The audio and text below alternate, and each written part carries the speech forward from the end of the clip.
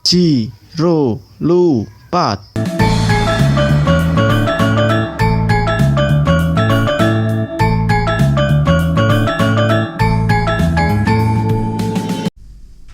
Assalamualaikum warahmatullahi wabarakatuh. Halo, ketemu lagi di podcastnya IPM SMA Muhammadiyah PK. Nah, kali ini kita berada di episode spesial dan kita akan mengadakan pemilu untuk memilih ketua IPM periode 2021-2022. Dan saat ini di depan saya sudah ada dua calon ketua IPM kita. Nomor urut 1 yaitu Alivio dan yang nomor urut 2 yaitu Abdul Latif. Boleh disapa dulu teman-temannya? Hai. Halo. Oke. Nah, kita hari ini akan berbincang-bincang dengan mereka dengan tema yaitu Get to Know the Next Leader. Kenapa kita mengadakan episode ini? Karena ya kita semua tahu kalau kita berada di masa pandemi ya, jadi nggak bisa ketemu teman-teman di sekolah dan nggak bisa ketemu kakak kelas gitu. Jadi kita kurang mengenal gitu ya secara mungkin personality-nya gimana. Nah, dalam memilih pemimpin kita itu agar nggak salah pilih tentunya harus mengetahui bagaimana karakteristik pemimpin yang akan kita pilih gitu agar tidak salah langkah ke depannya gitu. Setuju? Setuju.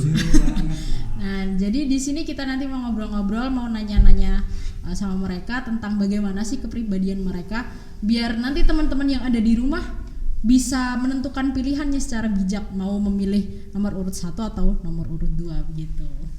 Oke. Sebelumnya kalian kenalan dulu nih biar nanti teman-teman di rumah pada tahu siapa kalian dan dari kelas berapa gitu. Silakan Vio dulu mungkin. Halo teman-teman, perkenalkan saya Fasan Alivio Susatyo. Saya dari kelas 11 MIPA. Halo teman-teman, selamat siang semuanya. Saya Abdul Latif Multi Utomo dari kelas 11 MIPA. Oke, jadi mereka berdua dari kelas 11 MIPA ya. Oke. Jadi kita langsung aja ya tanya-tanya sama mereka untuk mengenali mereka lebih jauh. Saya akan mengajukan pertanyaan, nanti kalian jawabnya bisa bergantian gitu ya mungkin. Kita di sini santai aja ya, kita nggak debat ini belum. Jadi nggak usah tegang dulu, oke? Oke. Saya penasaran nih, kalian ini kok nggak tiba-tiba sih sebenarnya. Kok mengajukan diri menjadi ketua IPM itu kenapa sih sebelumnya? Mungkin Vio dulu. Kalau saya pribadi, saya ingin mengembangkan skill saya di bidang organisasi. Selain itu, saya juga ingin menambah relasi melalui organisasi ini, dan selain itu saya juga ingin mengembangkan pengetahuan dan kecakapan saya di dalam organisasi ini. Oke, kalau Latif gimana nih? Kalau aku sebenarnya ceritanya panjang sih Mbak, tapi karena Jadi persingkat dong. merasa tidak enak sebenarnya maka orangnya ada nggak sih di bawah hati? Gak ada gue tadi.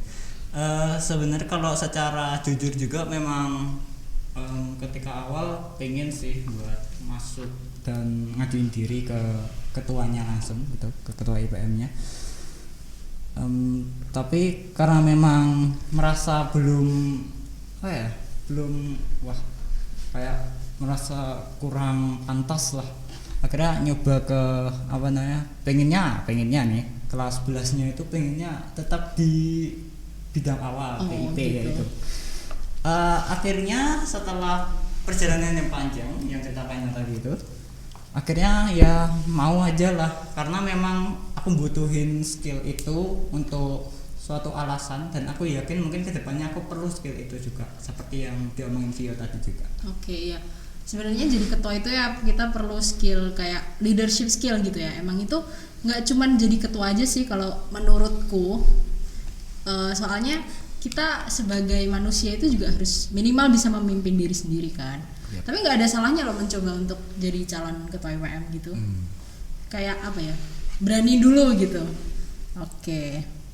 Nah, kita mau tanya-tanya tentang mungkin kepribadian kalian terlebih dahulu.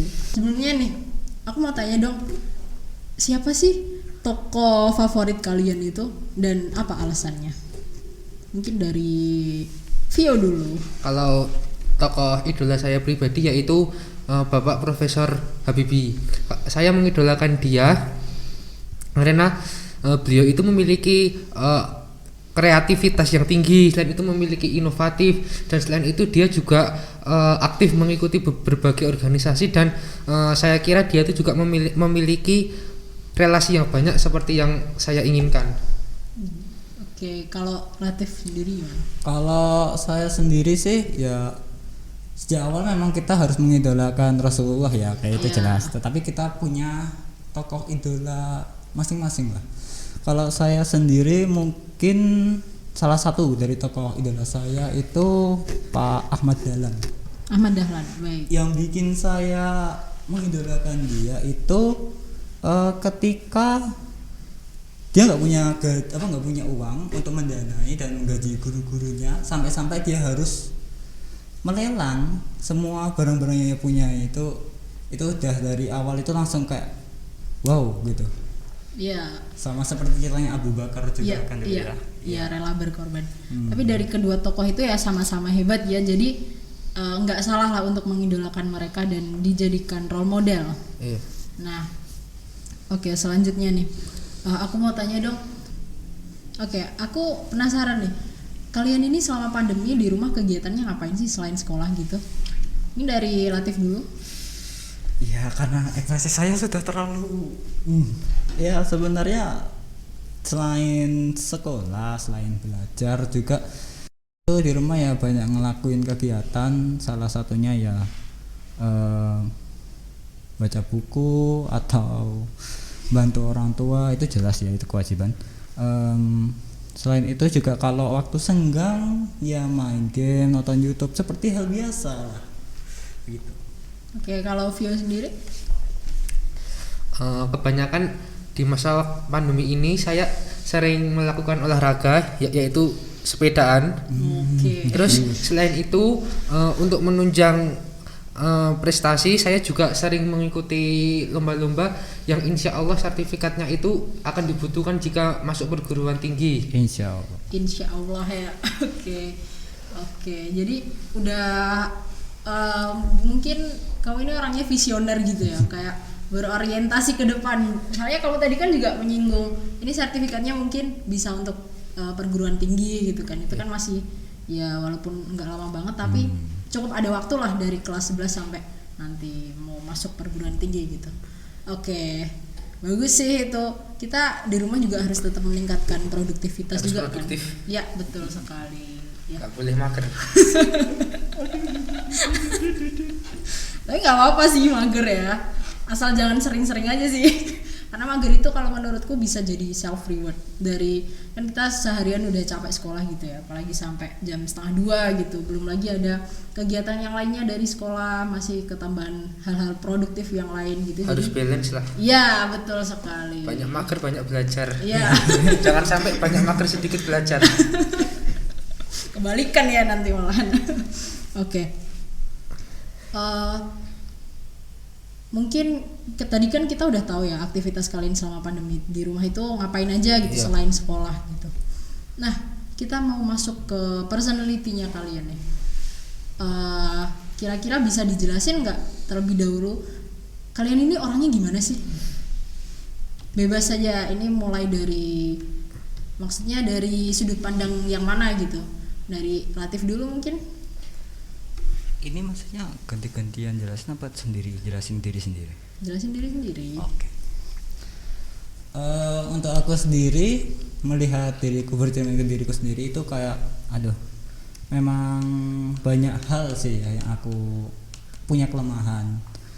Tapi saya selalu berusaha sih untuk membenahi diri. Jadi misalkan pada pagi ini banyak kayak molor kayak atau terlalu ceroboh atau kurang disiplin, itu insya Allah nanti aku coba untuk mikir kenapa kok aku gitu, apakah aku punya kekurangan di mana, dan aku usahain untuk membenahi diri. Setiap kali sih gitu, dan setiap kali memang seperti itu, jadi sering ngelakuin kesalahan gitu ya. Ya, jadi kuncinya harus selalu muhasabah diri gitu ya, introspeksi diri biar kedepannya bisa lebih baik lagi. Oke, sekarang kita gantian ke Vio. Kalau tentu saja ya semua orang tuh memiliki banyak kelemahan, termasuk saya sendiri. Saya sendiri itu kelemahannya itu semangat jika sudah dekat dengan deadline. Terus Tipe-tipe deadliners. iya, itu bisa aja saya gini. Kalau deadline sudah mepet, tugas masih banyak, itu saya bisa langsung mengerjakan semua. Sekaligus itu siap. Dan itu pun bisa meninggalkan semua nafsu saya seperti main HP, lihat YouTube. Oke. Itu bisa saya tinggalkan semua. Iya Itu sih. kelemahan dari saya. Tapi insya Allah ini saya akan perbaiki untuk menjadi orang yang tidak tipe deadliner. Oke. Terus kalau kelebihan saya akui saya itu suka dengan tantangan, suka mencoba hal-hal yang baru untuk menambah experience saya sendiri. Oke. Jadi kalau untuk kekurangan tadi, kamu akan berusaha mengurangi prokrastinasi, betul? Iya. Yang untuk menunda-nunda pekerjaan gitu ya, karena deadliners itu ya sudah terbiasa begitu ya. Oke. Tapi kelas 11 ini udah sedikit berkurang. Oke, bagus. Alhamdulillah ya kalau gitu. Udah bisa mikir mana yang baik, mana yang enggak. Oke, bisa iya. bisa menyusun skala prioritas lah. Oh, prioritas belajar dulu, lagi bermain, lagi Iya, apa, iya. lagi apa. Ya itu harus banget sih bisa nguasain. Kuncinya itu kalau menurutku di kontrol diri ya. Jadi bisa kayak menentukan skala prioritas. Kira-kira ini waktunya untuk apa dulu nih gitu. Terus ini misal mau belajar gitu, ya udah belajar dulu, nanti nge-game-nya belakangan gitu kan. Oke. Nah, tadi kan kalian udah menyebutkan berbagai kekurangan dan kelebihan kalian gitu ya. Sekarang aku mau tanya nih, penasaran gimana sih cara kalian untuk mengatasi kekurangan yang kalian punya gitu. Dari siapa dulu nih? Bebas kalau sekarang. Oke. Kalau saya untuk solusi mengatasi kelemahan saya membuat note. Di note itu ada tulisannya to-do list, apa yang harus saya lakukan dulu. Misal dalam sehari nomor 1 saya juga harus belajar dulu. Selesai belajar nanti bisa review materi atau kerjain latihan soal untuk menambah pengetahuan. Lah baru yang ketiga ini bisa nonton YouTube atau buka sosmed, atau kalau cuaca mendukung juga olahraga seperti sepedaan atau jogging. Nah, seperti itu kalau saya. Oke. Mungkin teman-teman bisa mencontoh ya, menjadikan inspirasi itu tadi cara mengatasi kekurangan ala Vio. Kalau Latif sendiri gimana nih? Kalau aku itu kenapa kalau itu dalam penyelesaian masalah yang aku punya itu terkadang itu lebih ke membaca buku motivasi karena memang Siap. apa ya, banyak cerita inspiratif dan apa ya, kita bakalan kayak kenapa aku nggak kayak dia gitu. Kayak kan banyak banget cerita yang apalagi anak kecil itu banyak berhasil menjadi pemenang olimpiade lah, atau dalam usia muda dapat mendirikan perusahaan besar gitu kan. Oke. Selain itu juga karena memang kan perlu membangun motivasi. Iya, betul sekali. Itu saya diskusi dengan orang tua bagi orang yang lebih ngerti Iya. terhadap saya. Oke. Kurang lebih itu. Jadi kalau tipenya Latif ini nyari sesuatu yang bisa men-trigger diri sendiri untuk bisa lebih baik lagi gitu kan, biar hal apa yang bisa kayak yang bisa memotivasi diri sendiri untuk bergerak lebih maju ke depannya gitu. Oke, baik. Nah, kalian ini kalau dari sifat-sifat kalian ini sendiri ya, itu kira-kira ada yang nggak disukain nggak sih? Kayak kalau bisa, aduh, aku pengen banget nih musnahin satu sifat yang ada di diriku sendiri gitu. Vio dulu mungkin. Ya kalau saya bisa musnahin, saya ingin memusnahkan malas saya, dan saya ingin di dalam kepribadian saya inginnya semangat terus, jiwa krosa terus, tidak ingin ada malas, tidak ingin ada capek. Nah itu yang saya inginkan. Oke, kalau Latif? Aku ini boleh jujur mbak, saya ini kesel banget sama pertanyaan itu. Udah Kenapa? kepikiran akan ditanyakan. Kenapa kok malah kesel? Udah kepikiran pasti. Ya salah satu yang ingin aku musnahin, jelas musnahin, sampai mungkin kalau boleh ngomong itu aku bayang punya cermin, di mana cerminnya itu ada aku cek diriku gitu. Iya. Nah itu sifat yang namanya malas. Oke, jadi kira-kira sama ya. Malas itu masih jadi musuh terbesar kita. Sebenarnya aku juga sih, jujur aja. Apalagi banyak sesuatu yang mengganggu gitu ya. Karena kurang kontrol diri aja sih kalau menurutku ya. Oke. Ya sih, setuju itu.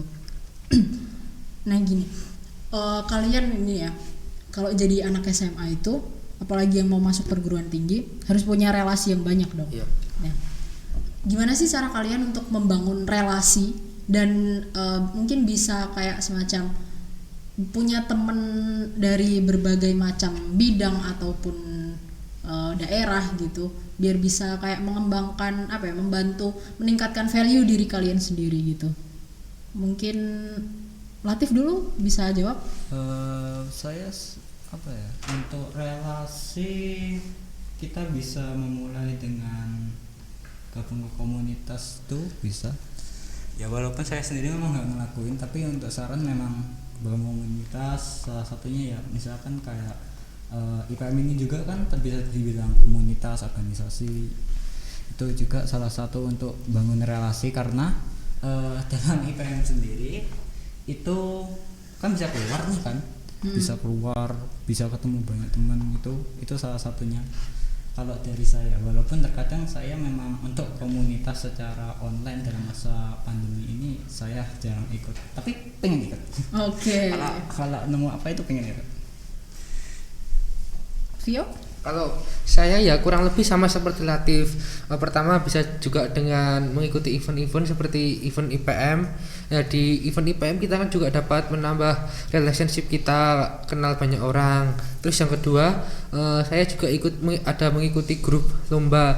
Nah, di grup lomba itu juga banyak orang-orang yang tentu saja lebih hebat daripada saya, dan saya juga membuka diri untuk berkenalan dengan dia yang insya Allah suatu hari itu akan menjadi benefit dari saya sendiri.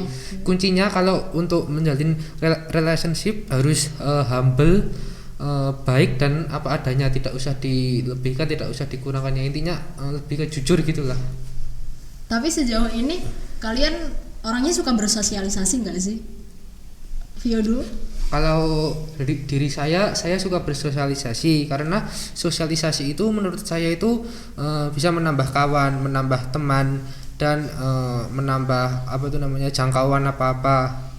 Dan juga ada di hadis kan, silaturahmi itu kan memperpanjang usia lah, makanya saya juga suka silaturahmi, sosialisasi dan lain-lain. Oke. Kalau Latif?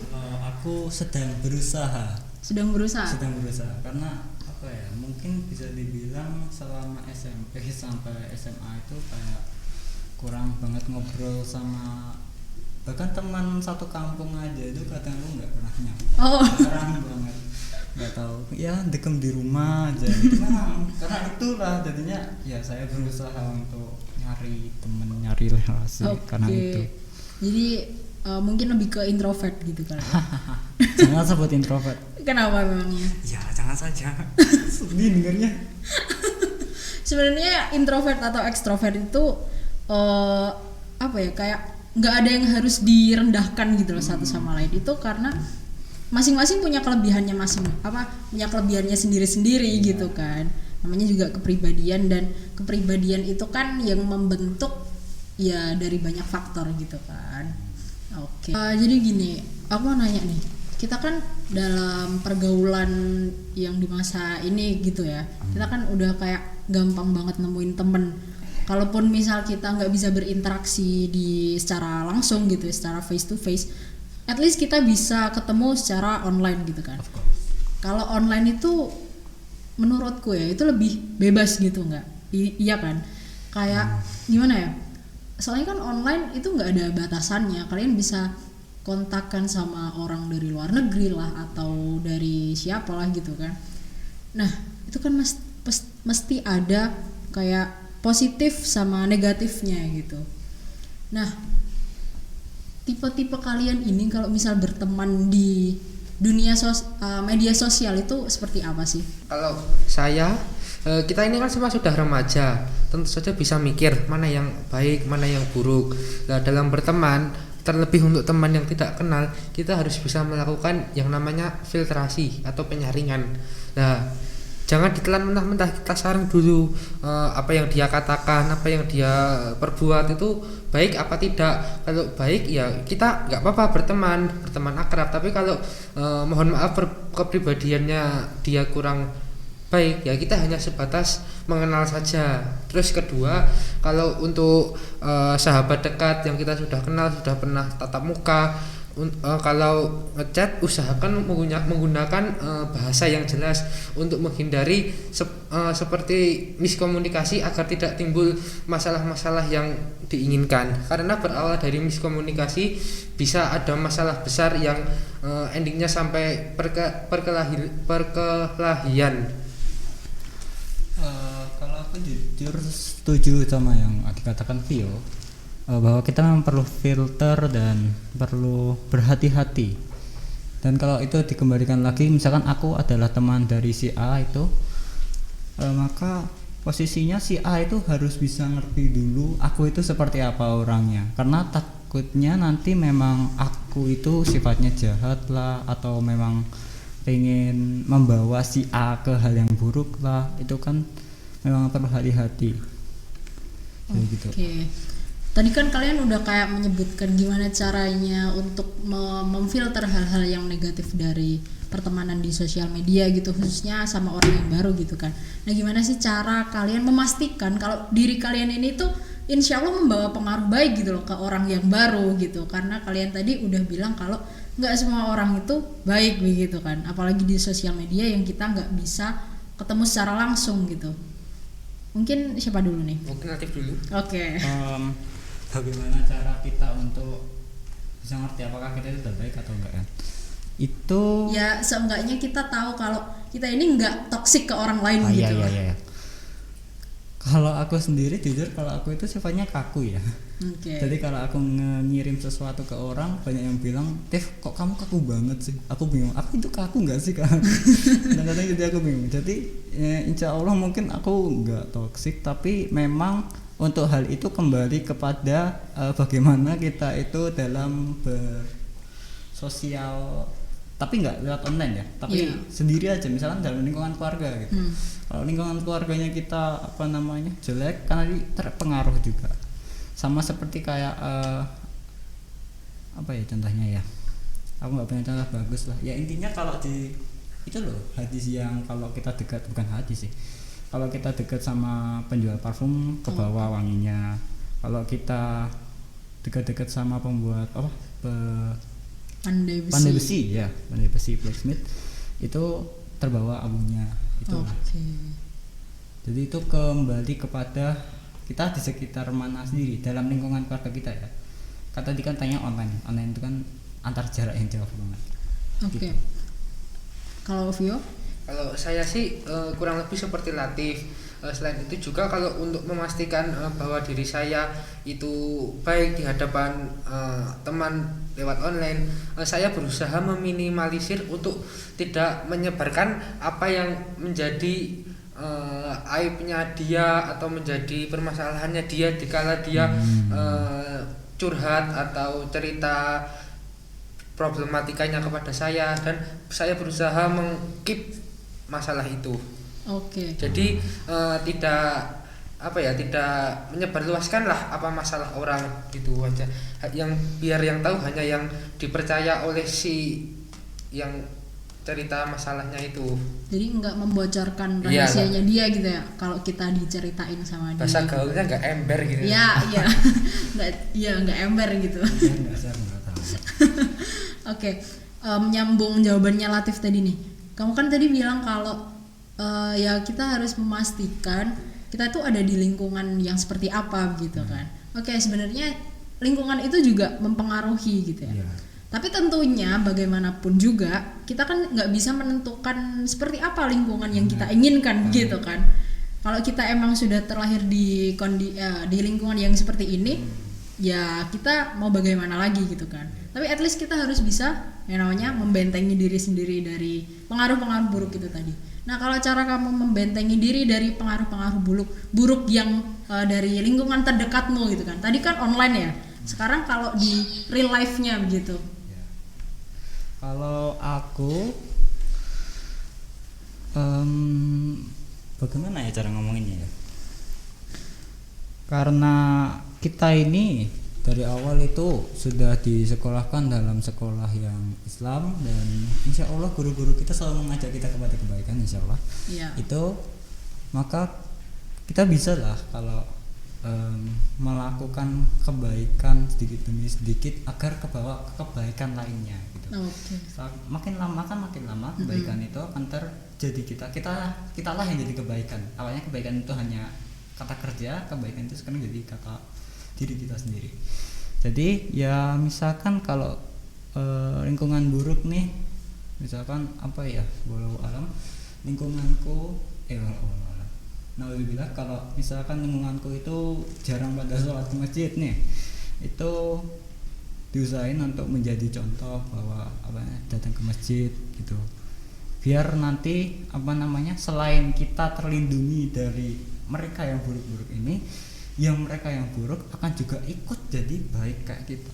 Jadi lama kelamaan yang lainnya kayak virus aja, yang virus itu kan jelek semuanya jadi tambah jelek. Iya. Yang ini baik semuanya tambah baik. Jadi sejahteralah satu yang duduk di tengah situ. Jadi kuncinya jadilah lampu untuk lingkungan yang gelap gitu ya. Oke, kalau Vio sendiri gimana? Kalau saya untuk mengatasi pengaruh buruk lingkungan, pertama yang harus saya lakukan yaitu filtrasi, sama seperti jika online tadi. Mengapa perlu dilakukan filtrasi? Jika kita melakukan filtrasi, kita dapat memilah mana yang baik, mana yang buruk. Nah, selain itu saya juga berusaha untuk menjadi penggerak, menjadi motor penggerak untuk semua kegiatan yang positif, terlebih penggerak untuk sholat ke masjid, atau penggerak menjaga kebersihan lingkungan, atau juga menjadi penggerak untuk berhubungan baik sesama manusia. Intinya itu ya kita juga harus hablum minallah dan hablum minannas di dalam masyarakat itu. Bila perlu kita juga bisa mengajak, terus terlebih juga ada yang bisa mengikuti, itu kan menjadi perbuatan yang sangat baik sekali. Oke. Tidak bisa dipungkiri ya kalau kita itu juga punya semacam hal-hal yang pengaruh buruk yang muncul dari dalam diri kita sendiri, kayak ada bisikan setan gitulah ya.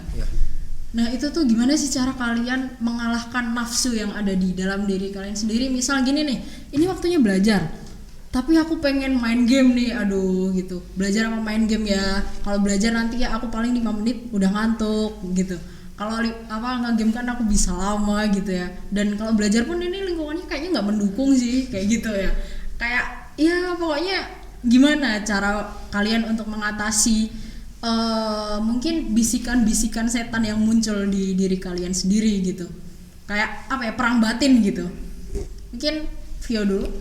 Kuncinya itu cuma 5 huruf, yaitu sadar. Semisal belajar, gimana cara kita harus sadar kita butuh belajar. Mengapa kita butuh belajar? Yaitu belajar itu untuk menunjang masa depan kita, untuk menunjang masuk universitas kalau untuk anak SMA. Terus selain itu kita juga harus sadar apa? Sadar akan sholat. Mengapa kita harus sholat? Nah, karena sholat itu amal yang kita bawa sebagai sangu untuk meninggal. Dan selain itu sholat juga adalah tiang utama dari agama kita itu kan sholat, dan untuk sebagai pembeda dengan kaum yang lain. Oke, kalau Latif? Ya itu sama seperti Vio, tapi kurang lebih memang untuk pemicu kesadaran itu memang ada hal lagi gitu. Makanya memang perlu ada semacam motivasi tadi. Dan motivasi ini bukan hanya dalam bentuk kata-kata gitu, misalkan kita ngingat bahwa kita itu pengen apa gitu, pas ada hambatan nih, kayak wah pengen belajar kok rasanya malas gitu, itu ingatlah bahwa kamu itu pengen jadi apa besok besarnya gitu.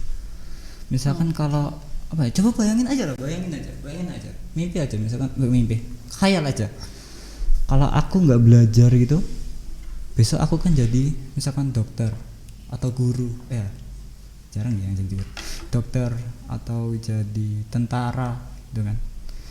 Bayangin aja kalau aku nggak belajar itu gimana. Jadi kurang lebih memang sama seperti Vio, tapi perlu ada motivasi, yang salah satu motivasinya adalah ingat besok mau jadi apa gitu. Oke. Jadi kayak ingat terus mimpimu ke depannya itu bakalan jadi Iya. apa gitu ya, untuk men-trigger diri kita biar mengalahkan rasa ya mungkin bisikan-bisikan setan itu tadi ya. Oke. Nah. Oke. Kalian kan ini mencalonkan diri sebagai ketua IPM gitu ya. Nah, kira-kira skill apa sih yang kalian bawa untuk bisa memimpin sebuah organisasi ini biar bisa lebih baik dari sebelumnya mungkin? Oke, Latif dulu. Skill yang mungkin bisa aku pakai dalam melanjutkan atau apa tadi sebutannya, meningkatkan kinerja dari IPM itu sendiri adalah skill yang pantang menyerahku tadi dan muhasabah diriku. Insya Allah itu bisa aku pakai karena evaluasi itu penting. Oke. Ya, sama seperti ujian-ujian yang sedang kita alami saat ini, ujian tengah semester ini, evaluasi itu penting.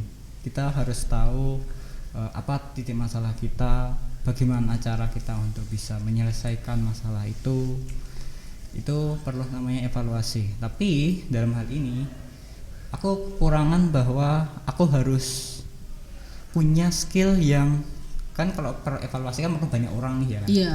Ya harus yang ngetes itu harus banyak. Iya, apalagi Nah, untuk organisasi. Oke. Aku kurang skill di mana aku bisa mengkaitkan semua orang, mengumpulkan banyak orang, ya minimal kan dalam grup WA gitu. Aku mulai gerakkan, aku kurang. Disitulah memang. Jadi skill yang bisa aku pakai muhasabah, tapi ini skill punya kelemahan, yaitu perlu adanya kekompakan. Iya, betul Itu dia. sekali. Oke, Vio. Kalau skill yang insya Allah saya pakai untuk menjadi ketua, yaitu pertama, cepat, tanggap, akurat, tanggung jawab. Itu maksudnya misal kita mau mengadakan event, lah kan event kan butuh persiapan seperti rapat, kemudian prepare tempat dan lain-lain. Nah di situ skill tadi maka saya akan gunakan seperti cepat, tanggap, akurat, tanggung jawab. Itu maksudnya kita selesaikan masalah dengan cepat, tidak belibet, tidak usah neko-neko lah kalau bahasa Jawanya, tapi juga akurat, tepat sasaran. Selain itu disiplin, dan yang terpenting itu tanggung jawab, dan juga harus bisa mempertanggungjawabkan tentang event ini. Terus setelah itu selesai, misalnya ada suatu event, kita juga harus ada yang namanya kontrol diri atau evaluasi. Di situ saya ingin mengumpulkan semua yang terlibat dalam event ini, dan saya akan mintai pendapat apa yang seharusnya dikembangkan, apa yang masih kurang dalam acara ini, terus untuk kedepannya bagaimana, terus untuk kalau dilanjutkan apa tidak, dan yang paling terpenting saya itu juga harus bisa mengaitkan hubungan yang baik antara si A, si B, si C, sehingga terbentuk tim yang solid, sehingga bisa mensukseskan jika ada acara-acara yang akan datang. Oke, baik. Oke, sebagai penutup nih, apa harapan kalian ke depannya untuk IPM khususnya gitu? Mungkin dari Vio dulu. Harapan saya IPM SMA Muhammadiyah PK lebih maju jaya, dan maksud yang saya sampaikan tadi itu adalah IPM SMA Muhammadiyah PK itu bisa menjadi contoh, bisa menjadi penggerak, bisa menjadi sumber motivasi untuk IPM SMA Muhammadiyah yang ada di Surakarta. Oke, kalau Latif? Aku mungkin terinspirasi dari kajian yang pernah aku ikuti. Ini kata-kata dari Pak Tafsir DPWM. Dia menginginkan bahwa kader itu berkompetensi selain aktif. Berkompetensi itu adalah memiliki pengetahuan, cakap dalam segala bidang itu. Nah, kita sudah punya IPM kita ini, insya Allah sudah punya kompetensi karena SMA PK ya itu salah satu yang terfavorit sekarang. Yang kurang adalah aktifnya itu.